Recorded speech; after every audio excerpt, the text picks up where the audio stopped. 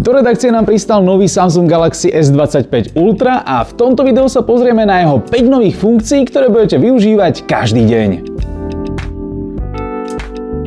S25 vyvolala opäť trošku takú kontroverziu, pretože ľudia sa sťažovali, že tých zmien je pomerne málo, čo je v podstate úplne rovnaký efekt, ako keď došla S24 v porovnaní s S23.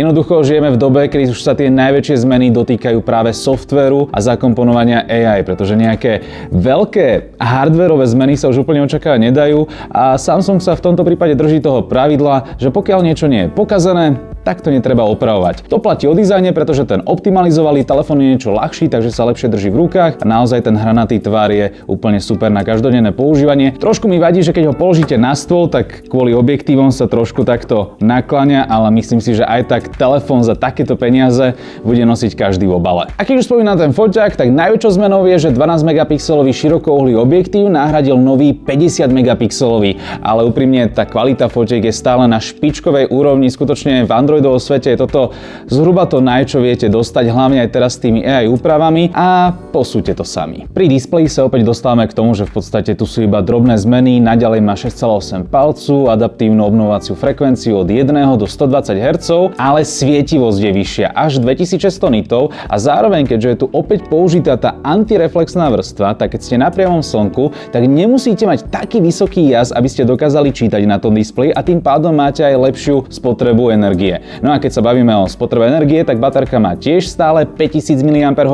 ale vďaka softverovým úpravám a vďaka aj takýmto vychytávkam máte dlhšiu výdrž. Koho zaujímajú podrobné špecifikácie, tak si môžete stopnúť video a pozrieť si túto tabuľku.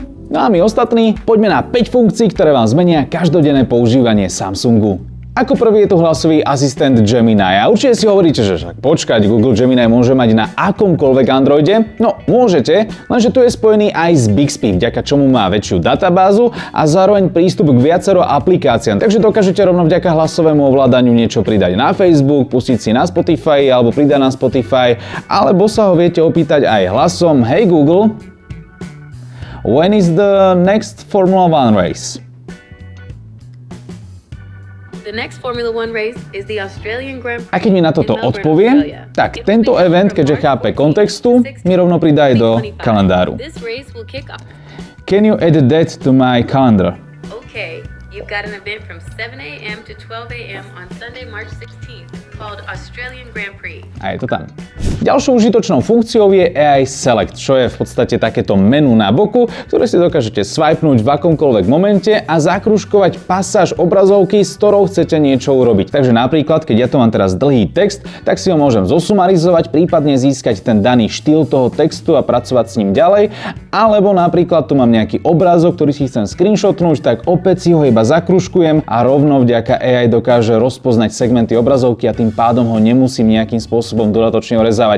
Čo je tiež cool, tak rovno ten obrazok viem prehodiť aj do nejakého iného ponúkaného štýlu. Takže napríklad z reálnej fotky viem urobiť nejakú 3D animáciu. No a v neposlednom rade, ak ste nejaký memečkár, tak z hociakého videa si viete za pár sekúnd urobiť vtipné gifko. Síce sa to asi nestane každý deň, ale S25 vám dokáže oveľa lepšie rozumieť ako v minulosti a tým pádom, keď niečo vyhľadávate v nastaveniach alebo v galérii, tak nemusíte používať iba také generické výrazy, ale napríklad môžete napísať, že bolia ma oči alebo chcem väčšie písmo a telefón ma zrovna navedie do toho správneho nastavenia a vy to nemusíte hľadať. Lenže v slovenčine to nefunguje až tak spoľahlivo ako napríklad v angličtine. A ako piatú vec ponúka Now Brief, čo je v podstate taký rýchly prehľad správ, kde máte nielen predpoveď počasia, ale napríklad aj upozornenie, ak je dnes poladovica alebo sa chystajú nejaké búrky a tiež tu máte aj nejakú aktuálnu správu. Takže keď jedného dňa vyjde S26, tak to budete vedieť ako prvý. Treba povedať, že chápeme všetky tie výčitky voči Samsungu, že po stránke nejakého dizajnu, tak jednoducho už prichádzame do éry, kedy ten hardware celkom úprimne prestáva byť taký dôležitý, že nejaké drobné odladenia tam sú, ale jednoducho všetko je o tom softveri a hlavne o tom, že ako implementujete AI. A myslíme si, že Samsung je na veľmi dobrej ceste. Dúfame, že to v budúcnosti ešte lepšie odladí aj čo sa týka tej podpory slovenčiny,